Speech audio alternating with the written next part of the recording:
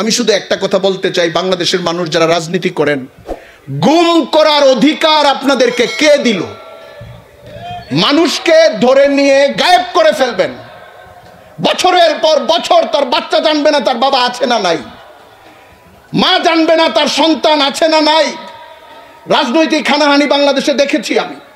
কোনো দলকে, কোনো গ্রুপকে আমি নির্দোষ বলবো না, অনেকের অনেক রকমের দায় আছে। বাহিনী দিয়ে গুম করে মেরে ফেলা, বছরের পর বছর অজ্ঞাত অবস্থায় রেখে দেওয়া আলেমদেরকে, সাধারণ শিক্ষিত মানুষকে, আপনার বিরোধী রাজনৈতিক নেতাকর্মীকে, এই অধিকার এবং এই কালচার বাংলাদেশে আপনি কেন চালু করলেন? কোন নৈতিকতাবাদী, মানবিকতাবাদী, রসুলের উম্মত যদি বলে নিজেকে, মাঝে মাঝে তো আপনারা মদিনা সনদকেও ব্যবহার করছেন দেখছি আমরা, মাঝে মাঝে ইসলামের কথা মিষ্টি মিষ্টি সুরে বলছেন। ন্যূনতম ইসলাম যার ভেতরে থাকবে, কোনো মানুষকে থাপ্পড় দিলে থাপ্পড়টা ফেরত নিতে হবে, জুলুম করলে জুলুমের জন্য মাফ চাইতে হবে। আপনি যদি মৃত্যুদণ্ডযোগ্য কোনো অপরাধ কেউ করে, বিচারে প্রমাণিত হয়, আপনি মৃত্যুদণ্ড দিবেন, লাশটা আত্মীয়কে বুঝায় দিবেন, জানাজা দাফন সে করবে। আপনি যাদেরকে গুম করে হত্যা করেছেন তারা তো এখনো জানে না তার লাশ কোথায়। আপনি যাদেরকে 10 বছর আটকে রেখেছেন, ফ্যামিলিগুলো শুধু কেঁদেছে, এখন কেউ কেউ বের হয়ে এসেছে, ফ্যামিলিগুলো মনে হয় যে মরা একটা লাশ পেয়েছে, কবরস্থান থেকে ফেরত মানুষ পেয়েছে। আজকে দেশ যারা চালাচ্ছেন, আগামীকাল যারা চালাবেন, এগুলির কঠিন বিচার করবেন এবং নিজেরা এই অপরাধ থেকে মুক্ত থাকবেন। মানুষের মানবিকতা হরণকারী এত বাজে কোনো কালচার রাজনীতিতে চালু করা উচিত না, যেটা উত্তর সামনে আরো ভয়ঙ্কর দিকে নিয়ে যায়। এটা একটা বাজে কালচার। আমি আগে রাজনীতিতে মারামারি দেখেছি, গুলাগুলি দেখেছি। এরশাদ আমলে গুলাগুলি আরো কম হয়েছে, কিন্তু এক নূর হোসেনের মতো গোটা এরশাদ আমলে আপনি 100টা ঘটনা পাবেন না। আমার চেয়ে সিনিয়ররা এখানে আছেন। তো আপনি মনে হইল গুম করতে থাকলেন, 2 মাস যায়, 3 মাস যায়, 5 মাস যায়, থানা বলে জানি না, রেপ বলে জানি না, পুলিশ বলে জানি না। এখন আয়না ঘর থেকে বের হয় কেমনে এরা? একটা রাষ্ট্রকে কলাপস করা, ধ্বংস করা। আপনি কোটি কোটি টাকাও যদি এই রাষ্ট্র আয় করে, নতুন উন্নতি করে, কিন্তু ভেতরে যদি মানবিকতার চেহারাটা এত খোলস, এত দুর্বল হয়, ওই দেশটা টিকে থাকা কঠিন হয়ে যায়। ওই দেশে পারস্পরিক সম্পর্ক সুন্দর থাকা কঠিন হয়ে যায়। আমরা রসুলের আদর্শ, রসুলের সুন্নত, সৌন্দর্য, মহাব্বত, ভালোবাসা, এটার আদলে দেশ গড়ে উঠুক, এটার আকাঙ্ক্ষা করব। অন্তত সর্বনিম্ন কাজ হলো জুলুম করব। জুলুম করলে মাফ চাইব, দুনিয়াতে বিদায় হওয়ার আগে মাফ চেয়ে নেন। কারো প্রতি জুলুম হয়ে গেছে, টাকা পয়সা ছিনতাই করছেন, নিছেন, আরে ভাই লজ্জা ভাইয়া মাফ চেয়ে নেন। পরকালের জবাবদিহি তার চেয়ে দুনিয়ার পায়ে ধরাটা অনেক সহজ। আল্লাহ তাআলা আমাদেরকে নবী করিম সাল্লাল্লাহু আলাইহি ওয়াসাল্লামের আদর্শ অনুসরণ করার, তাকে মহাব্বত করার, তার প্রতি পূর্ণ ঈমান রাখার, আল্লাহর প্রতি ঈমানের পাশাপাশি তৌফিক দান করুন। আমরা যারা মুসলিম, নবী করিম সাল্লাল্লাহু আলাইহি ওয়াসাল্লামের সঙ্গে সম্পর্কের প্রথম সূত্র হলো, প্রধান সূত্র হলো, গুরুত্বপূর্ণ সূত্র হলো নবীর প্রতি আমার ঈমান। লা ইলাহা ইল্লাল্লাহু মুহাম্মাদুর রাসূলুল্লাহ। আমরা খেয়াল করি না, পুরা কালিমার মধ্যে 2টা অংশ আছে। এক, আল্লাহ ছাড়া কোনো মাবুদ নাই, মুহাম্মদ সাল্লাল্লাহু আলাইহি ওয়াসাল্লাম আল্লাহ তাআলার রাসূল। এই 2টা অংশকে কোনো মানুষ যদি ভাগ করে ফেলে, পরের অংশটাকে অপ্রয়োজনীয় মনে করে, সে মুসলিম না, সে ইসলাম গ্রহণ করে নাই। যদি ইসলাম গ্রহণকারী পরিবার থেকে এটা করে থাকে যে আমি পরের অংশটাকে বিশ্বাস করি না, তাহলে শুধু প্রথম অংশটা বিশ্বাস করি, সে সাধারণ সংজ্ঞায় আস্তিক, কিন্তু সে মুসলিম না, সে ইসলামের পরিবারের বৃত্ত থেকে বের হয়ে গেছে। এই জন্য আমাদের এই জায়গাটায় কনসেপ্ট ক্লিয়ার থাকা, হযরত মুহাম্মদ সাল্লাল্লাহু আলাইহি ওয়াসাল্লামের সঙ্গে আমাদের সম্পর্কের অন্যতম প্রধান সূত্র হলো ঈমান। 2 নম্বর, রাসূল করিম সাল্লাল্লাহু আলাইহি ওয়াসাল্লামের সঙ্গে আমাদের সম্পর্কের সূত্র হচ্ছে অনুসরণ বা ইত্তেবা। জীবনের সকল ক্ষেত্রে আমরা তাকে অনুসরণ করব। আল্লাহ তাআলা কালামে পাকে ইরশাদ করে দিয়েছেন, লাকাদ কানা লাকুম ফি রাসূলিল্লাহি উসওয়াতুন হাসানাতুন লিমান কানা ইয়ারজুল্লাহ ওয়াল ইয়াউমাল আখির। আল্লাহ তাআলা বারবার আরো বিভিন্ন আয়াতে রাসূলকে অনুসরণ করার কথা বলেছেন। কুল ইন কুনতুম তুহিব্বুনাল্লাহ ফাত্তাবিউনি ইউহিব্বুকুমুল্লাহ।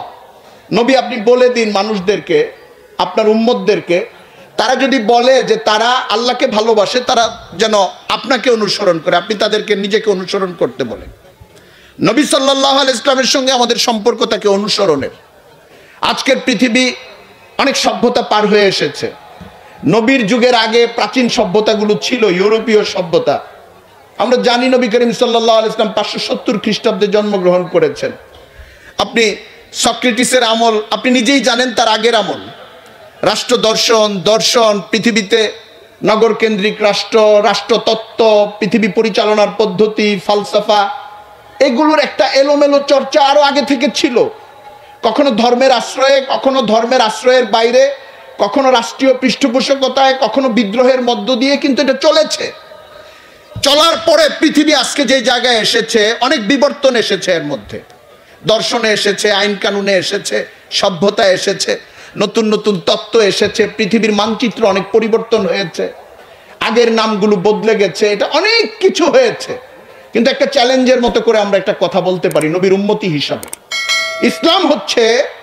ইসলাম হচ্ছে দিন হিসাবে নবী করিম সাল্লাল্লাহু আলাইহি ওয়াসাল্লাম আমাদেরকে যে আদর্শ দিয়ে গেছেন, এই আদর্শটা হচ্ছে এত বিস্তৃত, এত কমপ্লিট, এত ব্যাপক।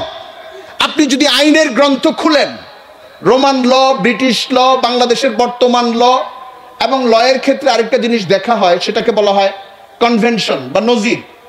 একটা রায় দেওয়ার সময় বিচারপতিরা বলে যে ব্রিটিশ সুপ্রিম কোর্টে তো এই ধরনের মামলা এই রায়টা দিয়েছে, ইন্ডিয়ার উচ্চ আদালতে এই রায় দিয়েছে, মানে যেটা আপনার বইয়ে এখন নেই, কিন্তু ওই ধরনের সিমিলার কেসে আশেপাশের দেশগুলোতে কি রায় দেওয়া হলো এটাও বিবেচনা করা হয়।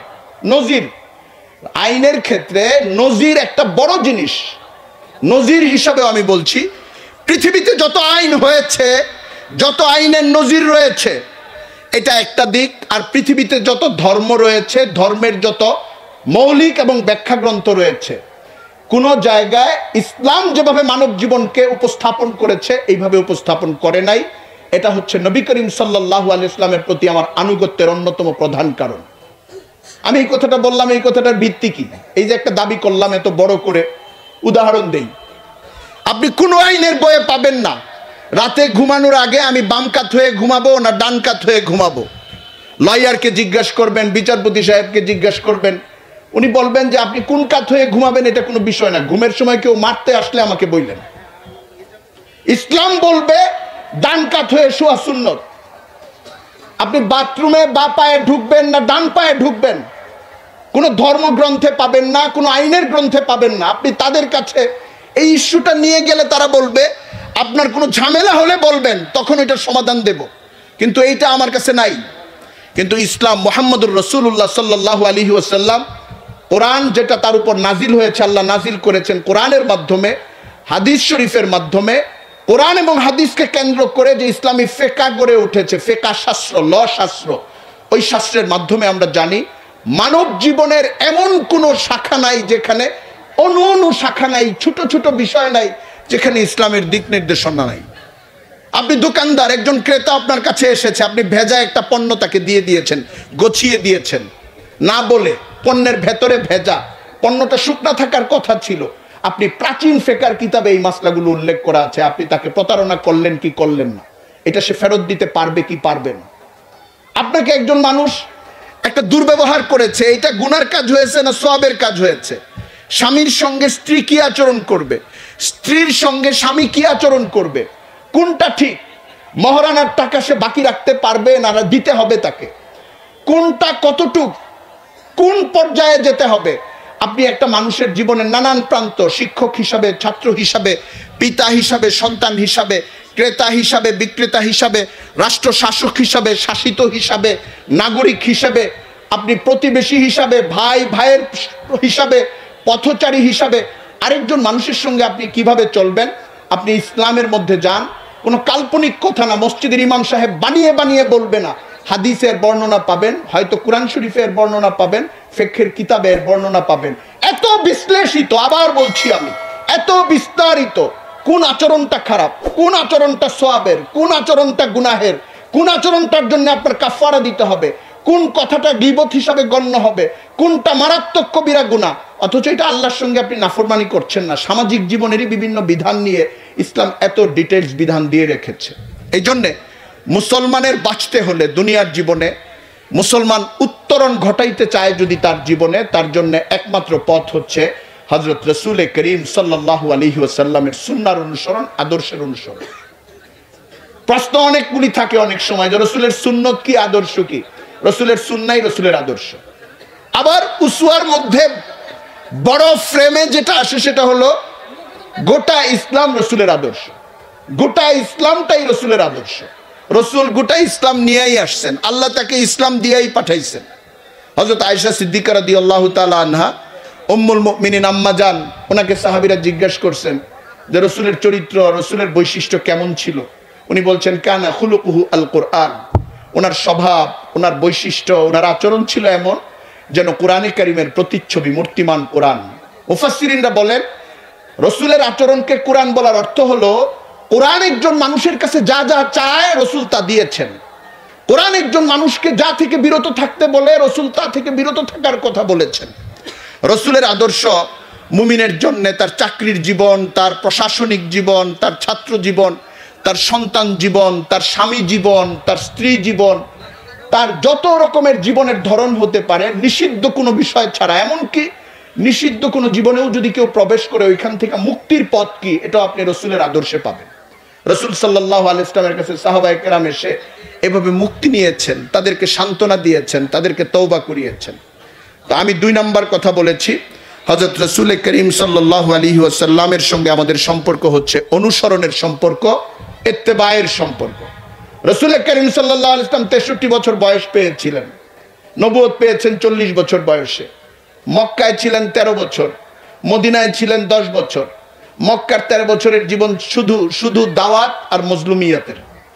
ঘুরে দাঁড়ানোর কোনো সুযোগ ছিল না, আল্লাহর পক্ষ থেকে অনুমতি ছিল না, নির্দেশ ছিল না।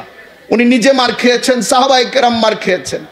আর মদিনার যুগে যখন হিজরত করে উনি চলে গেছেন, মুসলমানদের ঘুরে দাঁড়ানোর একটা নতুন যুগ শুরু হয়েছে, কারণ আল্লাহ নির্দেশ দিয়েছেন। প্রতিরোধের লড়াই শুরু হয়েছে তখন। 10 বছরে জাজিরাতুল আরব, আরব ভূখণ্ড, উপদ্বীপ, বদ্বীপ যেটাকে বলা হয়, আপনি এইদিকে লোহিত সাগর, ওইদিকে ইয়ামান, ওমান, আর ওইদিকে ইরানের মাঝখানে যে নদীটা উপসাগরের মতো খালিজ বলা হয়, এই অংশটা বাদ দিয়ে ইরাকের সঙ্গে তো সীমান্ত মিলে কুয়েতের সঙ্গে, কিন্তু মানচিত্রটা এমন একটা অংশ ভূমি মিশ্রিত, বাকি চারদিকে সমুদ্র বা পানি। এই গোটা অংশটাই প্রায় বেশিরভাগ রাসূল করিম সাল্লাল্লাহু আলাইহি ওয়াসাল্লামের মদিনার 10 বছরের শেষ দিকে তার হাতে চলে আসে। কেমনে চলে আসে? তলোয়ারের জুড়ে, অস্ত্রের জুড়ে, ইসরায়েলের মতো বোমা মারতে মারতে। মার্কিন সিনেটর এবং কংগ্রেসম্যানরা বড় বড় বাজেট পাশ করেন, আর এত অস্ত্র আগামীকাল সাপ্লাই দেওয়া হবে, আগামী মাসে এত অস্ত্র সাপ্লাই দেওয়া হবে। আর গাজা শহরটাকে, গাজা সিটিটাকে, গাজা জনপদটাকে সারা পৃথিবীর চোখের সামনে, সভ্যতার চোখের সামনে, যেখানে যন্ত্র নিয়ে মানুষ বড়াই করে, সভ্যতা নিয়ে বড়াই করে, মানবাধিকার নিয়ে বড়াই করে, দিনের পর দিন শুধুই বর্বরতা, শুধুই হত্যাকাণ্ড। পৃথিবীতে যারা মানবাধিকারেরও নেতৃত্ব দেয়, আবার মানুষকে ধ্বংসের নেতৃত্ব দেয়, এইভাবে রাসূল করিম সাল্লাল্লাহু আলাইহি ওয়াসাল্লাম একটা জেহাদেও অমানবিক কোনো আচরণ করেন নাই, সব সময় মানবিক আচরণ করেছেন। উনি গোটা জীবনটাকে সাজিয়েছেন, সাহাবায়ে কেরামের সামনে এই আদর্শটা তুলে ধরেছেন যে উনি কমপ্লিট নরম একজন মানুষ ছিলেন। যখন জিহাদের ময়দানে ছিলেন তখন উসুল পাসন্দ ছিলেন, নীতি ছিল কোনো জুলুম যেন না হয়।